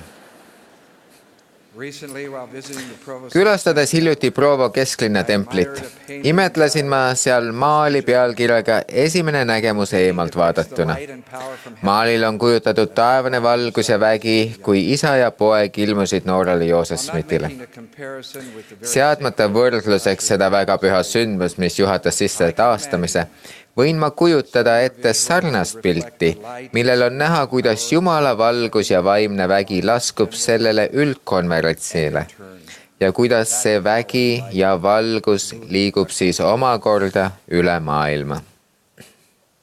I give you my witness. Ma annan teile oma tunnistuse, et Jeesus on Kristus ja ta juhib seda püha tööd And that general conference ja see üldkonverents on üks tähtis aeg, mil ta annab juhiseid oma kirikule ja meile isiklikult. on the day the church was organized, the Lord Kiriku asustamise päeval määras issand Joosef Smithi prohvetiks nägijaks ja issanda Jeesuse Kristuse apostliks ning ütles kirikule, sest tema sõna tuleb teil vastu võtta, nagu oleks see minu enda suust, kõige kannatlikkuse ja usuga, sest tehes neid asju ei saa põrguväravad teist võitu ja issand Jumal hajutab pimeduse väed laiali teie ees caused the heaven ja paneb taevad rappuma teie heaks. later. Hiljem All members of the first presence avaldati toetust kõigile esimese presidentkonna ja 12 apostlikvoorumi liikmetele ning nad pühitseti prohvetiteks, nägijateks ja ilmutajateks. Nüüd, mil me kohtume president Thomas S. Monsoni juhatusel, ootame, et kuulda, mis on issanda tahe, issanda meel, issanda hääl ja Jumala vägi päästeks. Me usaldame tema lubadust, olgu minu enda või minu teenijate häälega, see on sama. Tänases muret ja segadust täis maailmas on esimese presidentkonna ja 12 kvoorumi sõnade usaldamine ja uskumine meie vaimseks kasvuks ja vastupidamiseks eluliselt oluline. Me oleme tulnud kokku sellel imelisel konverentsil miljonid viimsaja pühad ja teised usklikud, kes elavad rohkem kui 200 riigis ja kõnelevad rohkem kui 93 keeles, osalevad nendel konverentsi istungitel või loevad neid konverentsi sõnumeid. Me tuleme olles eelnevalt palvetanud ja valmistunud. Paljudel meist on pakilisi muresid ja siiraid küsimusi. Me tahame taaselustada uskuma päästjasse Jeesusesse Kristusesse ning olla võimekamad panema vastu kiusatustele ja mitte laskma oma tähelepanu kõrvale juhtida. Me tuleme, et saada õpetust kõrgest. Esimese presidentkonna jaoks, kes tavaliselt igal konverentsil kõnelevad, on see hiiglaslik vastutus sõnumeid ette valmistada nii korduv koorem kui püha usaldus. Küsisin aastaid tagasi enne üldjuhina teenimist vanem Dallin H. Oaksilt, kas ta valmistab eraldi kõne igaks vaia-konverentsiks. Ta vastas, et ei valmista, kuid lisas, aga mu üldkonverentsi kõned on teistsugused. Ma võin teha 12–15 mustandit, et veenduda, et ütlen just seda, mida issand tahab. Millal ja kuidas saadakse üldkonverentsi kõneks inspiratsiooni? Kuna teemasid ei määrata, siis näeme, kuidas taevas igal konverentsil kaunilt koordineerib igavese tõe teemad. üks mu vendadest ütles mulle, et talle anti tema käesoleva konverentsi teema vahetult pärast seda, kui ta möödunud aprillis kõneles. Teine mainis 3 nädala eest ta ikka veel palvetas ja ootas issanda järele. Üks meie vendadest vastas, et ühel eriti tundlikul teemal kõne koostamiseks läks tal 25 aastat. Ajuti võib peamine mõte tulla kiiresti, kuid sisu ja üksikasjad nõuavad ikka tohutut vaimset ronimist. Protsessi juurde kuuluvad alati paastumine ja palve, uurimine ja usk. Issand ei taha mingit teesklust, mis tema häält pühadele nõrgendaks. Üldkonverentsi kõneks vajalik juhatus tuleb sageli öösel või varajastel hommikutundidel, kui mõtted on kõneteemast kaugel. Äkitselt hakkavad eheda ilmutusena voolama ootamatud kaemused ning ajuti konkreetsed sõnad ja fraasid. Kui te kuulate, võivad saadud sõnumid olla väga vahetud või just teile kohandatud. Palju aastaid tagasi rääkisin ma üldkonverentsil lausest, mis mulle mõttesse tuli, kui mõtisklesin, kas olen missiooniks valmis. See lause oli, sa ei tea kõike, kuid sa tead piisavalt. Üks noor naine, kes tol päeval üldkonverentsil istus, ütles mulle, et ta palvetas abielu ettepaneku üle, mõtiskledes, kui hästi ta ikka seda noort meest tunneb. Kui laususin sõnad, sa ei tea kõike, kuid sa tead piisavalt, kinnitas vaim talle, et ta tundis seda noort meest piisavalt hästi. Nad on nüüd mitu aastat õnnelikus abielus olnud. Luban teile, et kui te oma vaimu ette valmistate ja tulete ootusärevalt kuulama issanda häält, tekivad teil mõtteid ja tunded, mis on kohandatud just teile. Te olete juba tundnud neid sel konverentsil või tunnete, kui eelolevatel nädalatel sõnumeid uurite. President Monson on öelnud, loodan, et võtame aega ja loeme konverentsi kõnesid. Mõtisklege nende üle. Olen leidnud, et saan nendest innustatud jutlustest isegi rohkem kasu, kui uurin neid sügavuti. Üldkonverentsi õpetused on see, mida issand tahab, et me praegu ja eelolevatel kuudel kaaluksime. Karjane käib oma lammaste ees ja lambad järgivad teda, sest nad tunnevad tema häält. Sageli juhatab tema hääl meid midagi oma elus muutma. Ta kutsub meid meelt parandama. Ta kutsub meid teda järgima. Mõelge neile sel konverentsil öeldud lausetele. President Eyring täna hommikul ütles, ma tunnistan, et Isa Jumal elab ja tahab, et tuleksite koju tema juurde. See on issanda Jeesuse Kristuse õige kirik. Ta tunneb teid, ta armastab teid ja ta peab teie ülevalvet. President Uchtdorf rääkis eile, ma tunnistan, et kui me alustame või jätkame imelist teekonda, mis viib Jumala juurde, saab meie elu paremaks ja issand kasutab meid imelistel viisidel, et õnnistada inimesi meie ümber ja saata täide tema igavesi eesmärke. Juhataja Nelson rääkis eile pärastlõunal. Ma luban, et kui süüvite iga päev Mormoni raamatusse, kaitseb see teid tänapäeva pahede, muuhulgas pornograafia nakkusohtliku katku ja muude meeli ähmastavate sõltuvuste eest. Vanem Oaks rääkis eile. Ma tunnistan, et perekonna läkitus on avaldus igavesest tõest, issanda tahtest oma laste suhtes, kes otsivad igavest elu. Ja vanem Ballard, kes rääkis vaid paar minutit tagasi, peame Jumala lapsed kogu südamest vastu võtma ja jätma kõrvale igasugused eelarvamused, muuhulgas rassismi, seksismi ja rahvusluse. Kuna meil on natukene aega, siis ma tahaksin rääkida natukene vanem Robert E. Halesist.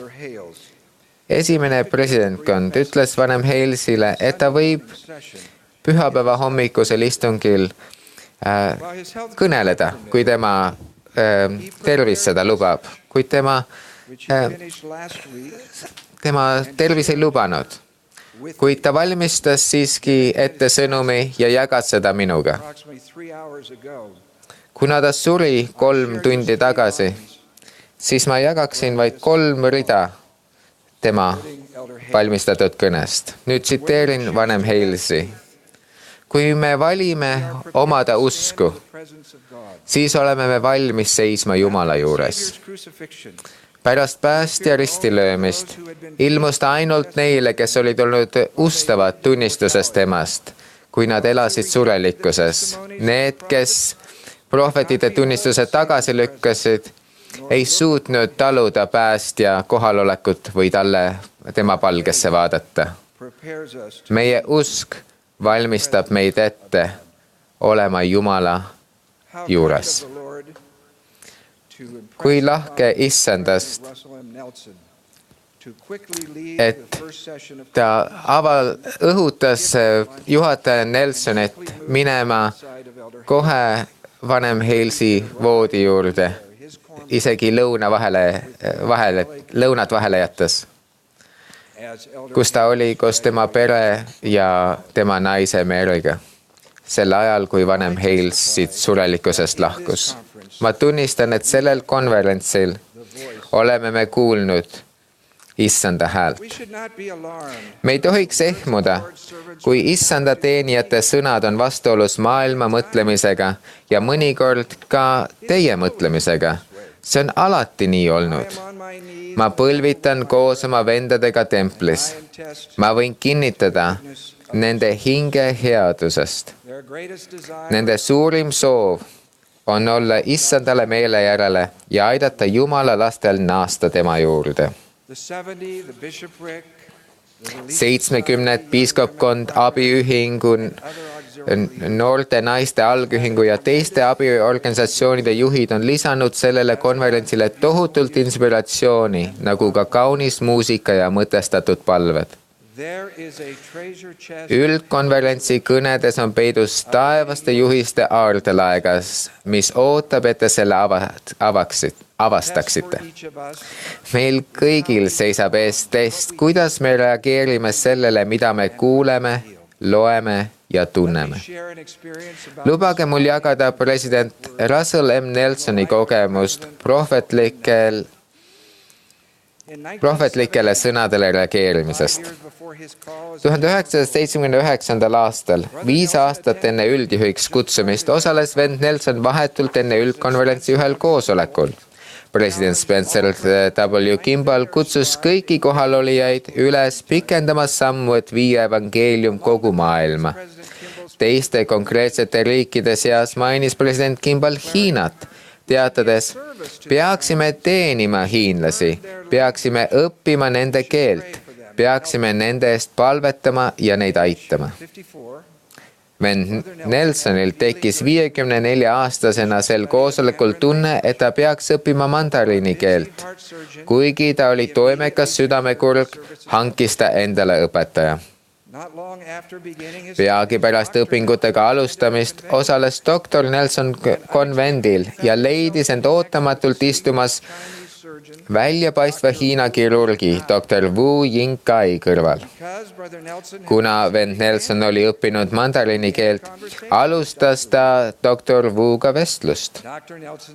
Doktor Nelsoni soov järgida prohvetit viis selleni, et doktor Wu külastas Salt Lake Cityt ja doktor Nelson sõitis Hiinasse loenguid pidama ja kirurgilisi operatsioone tegema.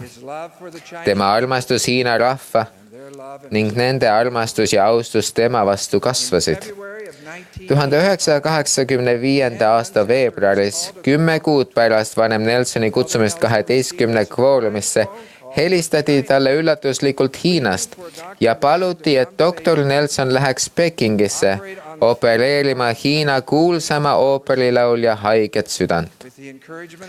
President Hinckley julgustusel naasis vanem Nelson Hiinasse.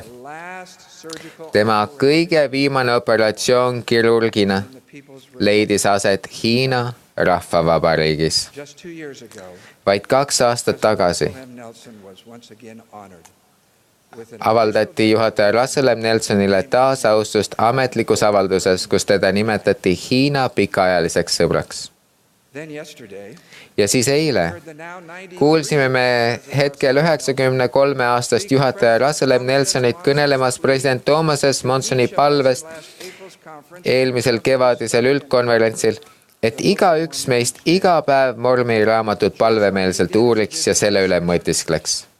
Nii nagu juhataja Nelson palkas toimeka südamekurgi kirurgina mandariini keele õpetaja, nii võttis ta ka otsekohe kuulda president Monsoni sõnu ja rakendas seda otsekohe ellu. Ta mitte ainult ei lugenud, vaid koostas nimekirju selle kohta, mida Mormoni raamat endast kujutab, mida see kinnitab, mida see ümber lükkab, mida see täide viib, mida see selgitab ja mida ilmutab. Ja huvitaval kombel kõneles ka president Henry B. Eyring teise tunnistajana täna oma reaktsioonist president Monsoni üleskutsele. Kas te mäletate tema sõnu? Paljude teie sarnaselt kuulsin ka mina, kuidas Issand räägib prohveti sõnade kaudu minuga. Ja paljude teie sarnaselt otsustasin ka mina kuuletuda neile sõnadele. Olgu see meile eluks. Meie elus eeskujuks. Ma luban, et kui te kuulate Issanda häält sellel üldkonverentsi õpetustes ja tegutsete siis nende õhutuste ajal, siis tunnete enda peal taeva kätt ning teie ja teie ümberolijate elu õnnistatakse. Oleme sel konverentsil mõelnud meie kallile prohvetile. Me armastame sind, president Monson. Ma lõpetan tema sõnadega, mida ta sel poodiumil kõneles. Ja ma usun, et see on õnnistus, mida ta sooviks anda kõigile meile täna, kui ta oleks siin koos meiega. Ta ütles, nüüd, mil me selle konverentsiga hüvasti jätame, palun ma teile kõigile taeva õnnistusi. Ma palvetan, et selle konverentsil kuuldud sõnumid ja tunda saadud vaim väljenduks kõiges, mida te teete, olgu see teie kodudes, töö juures või koosolekutel, ning saatku see teid, kuhu iganes te lähete või kus te tulete. Ma armastan teid, ma palvetan teie eest, Jumal õnnistagu teid, olgu tema rahu teiega nüüd ja igavesti. Jeesuse Kristuse nimel, aamen.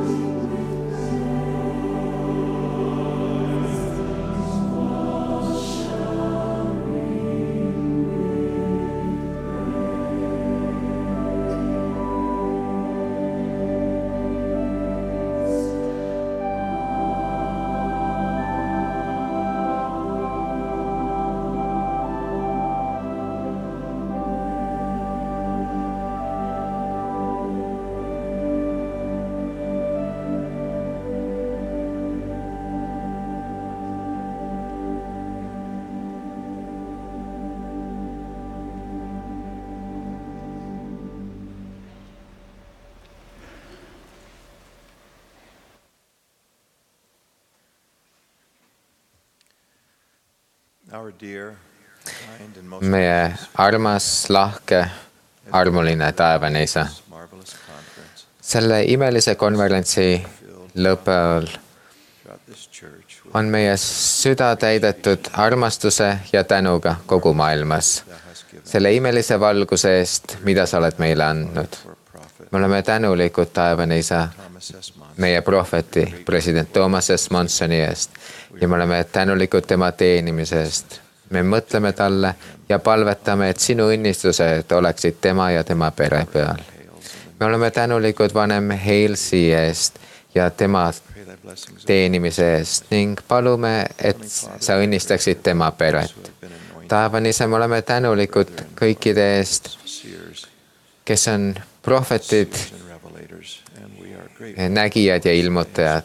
Me oleme tänulikud nende sõnade eest, mida nad on rääkinud sinu juhatusel ja sinu inspiratsioonil.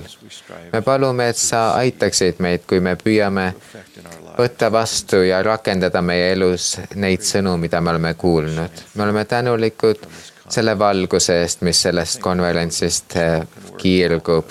Me oleme tänulikud kõikide eest, kes meil on kõnelenud ja selle kauni muusika eest, mida me oleme kuulnud. Isa, kas sa palun õnnistaksid meid, et meie kodutee oleks turvaline ja et me võtaksime need õpetused oma südames kaasa.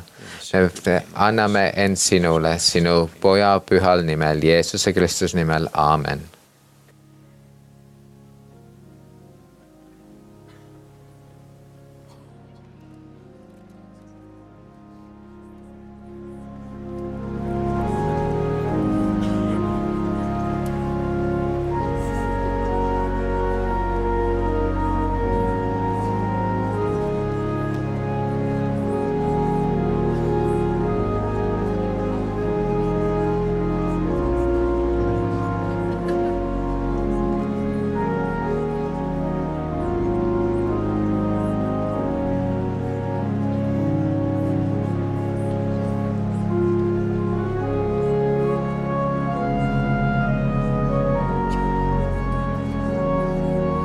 This has been a broadcast of the 187th. See oli Viimse aja pühade Jeesuse Kristuse kiriku 187. sügisese üldkonverentsi ülekanne.